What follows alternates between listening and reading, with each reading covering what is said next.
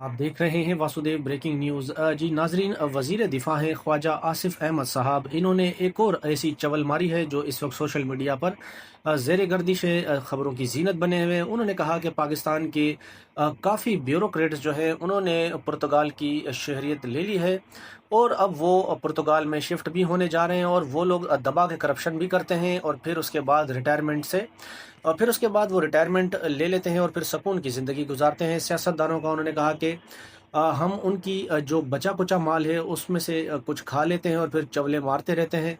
और उसके साथ ही उन्होंने कहा कि हम क्योंकि दोहरी शहरियत भी नहीं रख सकते, बाहर ममालिक प्रॉपर्टी भी नहीं ले सकते, बैंक बैलेंस भी नहीं होता, क्योंकि हम लोगों ने इलेक्शन लड़ना होता है। तो ये सूरत हाल है। वज़ीर दिफा कह रहे हैं कि पाकिस्तान के टॉप के जो ब्यूरोक्रेट हैं उन्होंने पुर्तगाल में भी जगह ले ली है और वो माल भी बनाकर करप्शन करते हैं और फिर रिटायरमेंट की ज़िंदगी भी सुकून की गुजारते हैं। तो ख्वाजा आसिफ साहब इतना बड़ा इंकशाफ कर रहे हैं स्कैंडल का, लेकिन उनमें इतनी हिम्मत नहीं कि वो इस मामलात पर कोई तहकीकात करा सकें, क्योंकि तहकीकात ये करा भी नहीं सकते। ख्वाजा आसिफ साहब वज़ीर दिफा तो हैं, लेकिन उनका सिर्फ एक ही काम पाकिस्तान में रह गया कि सिर्फ वो तहरीक इंसाफ के जो लोग हैं या तहरीक इंसाफ इनके ऊपर वो सिर्फ चवले मारते हैं या उनके ऊपर जुगते मारने के लिए रह गए। बाकी इनके इख्तियार में कुछ नहीं। इतना बड़ा करप्शन का वो इल्ज़ाम ब्यूरोक्रेट्स पर लगा रहे हैं, लेकिन उसके जवाब में कोई कार्रवाई करने का भी नहीं कह रहे।